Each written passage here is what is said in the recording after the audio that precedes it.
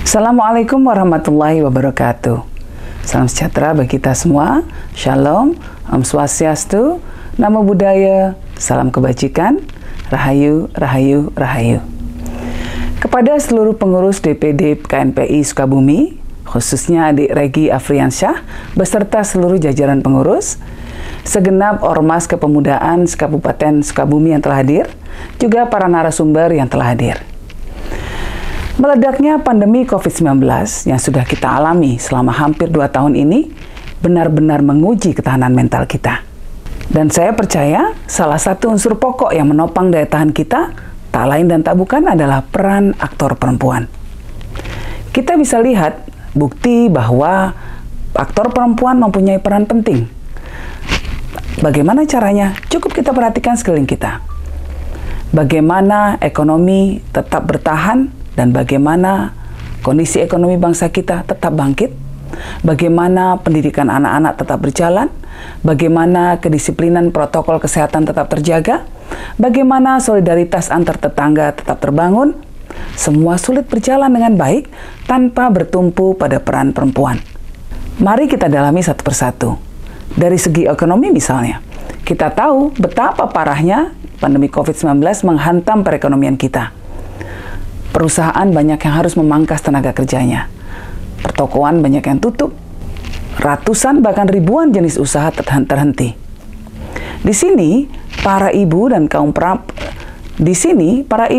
perempuanlah yang kerap mengambil inisiatif untuk menciptakan usaha-usaha baru, membangkitkan ekonomi dari rumah.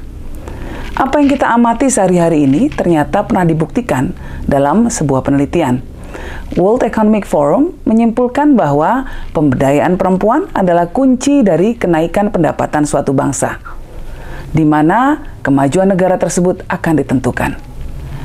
McKinsey Global Institute Analysis mengeluarkan hasil riset bahwa jika partisipasi ekonomi perempuan ditingkatkan, maka dalam konteks Indonesia, pada tahun 2025 nanti akan ada peningkatan PDB sebesar 135 miliar dolar US dollar per tahunnya. Nah, sekarang kita lihat dari sisi pendidikan. Akibat pandemi COVID-19, negara kita menerapkan kebijakan belajar dari rumah. Artinya, pusat kegiatan belajar mengajar lebih banyak berlangsung di rumah dibandingkan di sekolah. Mungkinkah kebijakan ini dapat berjalan baik tanpa peran perempuan? Peran perempuan di sini sangat vital. Selain itu, dunia pendidikan selama pandemi COVID-19 ini banyak tergantung pada instrumen digital. Dan lagi-lagi, perempuan lebih cepat beradaptasi dengan teknologi digital ini. Tidak kalah pentingnya adalah peran perempuan dalam menjaga kondisi psikososial. Perempuan memiliki kemampuan menangkap emosi atau perasaan orang lain, dan di tengah pandemi ini, kemampuan empati sangat dibutuhkan. Kondisi pandemi kita tahu tidak hanya menciptakan kemerosotan ekonomi, tetapi juga mengakibatkan kelelahan mental, stres, dan pelemahan psikologi masyarakat.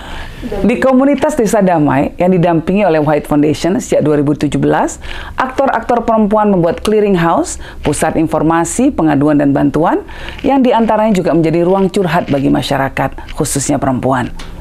Di Desa Damai di Malang misalnya, ada program yang namanya Omah Ayom. Dan di Sumeneb ada program yang namanya Balai Jembar. Di lingkungan sehari-hari kita juga melihat bagaimana peran perempuan sangat efektif dalam mensosialisasikan prokes dan vaksinasi. Kita tahu prokes dan vaksin ini jantung pertahanan melawan pandemi COVID-19. Seringkali pemerintah mengalami kesulitan untuk mengedukasi masyarakat.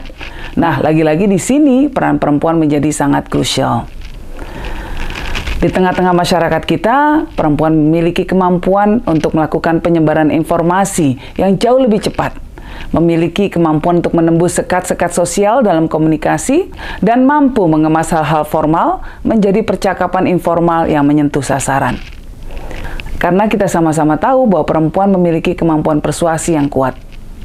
Di tengah pandemi ini kita lihat komunikasi mengenai pentingnya disiplin prokes dan pentingnya vaksin tampak makin efektif dengan pelibatan aktor-aktor perempuan.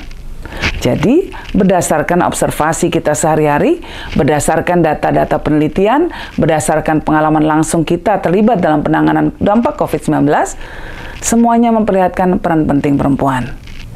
Nah, lalu pertanyaannya apa yang perlu terus kita lakukan? Terutama dalam rangka Hari Ibu. Pertama, tentu kita sendiri tidak berhenti mengambil peran. Terus berkontribusi di bidang kita masing-masing. Kedua, kita perlu memperkuat kapasitas rekan-rekan kita sama perempuan dan mendorong institusi besar yang ada di sekeliling kita, baik negara, perusahaan, organisasi masyarakat, untuk memberi ruang dan membantu meningkatkan kapasitas perempuan. Ketiga, kita perlu terus menyuarakan pentingnya mengikis faktor-faktor struktural yang menghambat peran aktif perempuan. Dan sebaliknya, terus mendorong diperkuatnya kebijakan, regulasi, dan budaya yang lebih melindungi perempuan, termasuk melindungi dari berbagai bentuk kekerasan. Saya ucapkan selamat merayakan Hari Ibu, dan mari kita lebih lindungi, lebih perkuat, dan lebih fasilitasi para perempuan hebat sekeliling kita. Terima kasih. Assalamualaikum warahmatullahi wabarakatuh.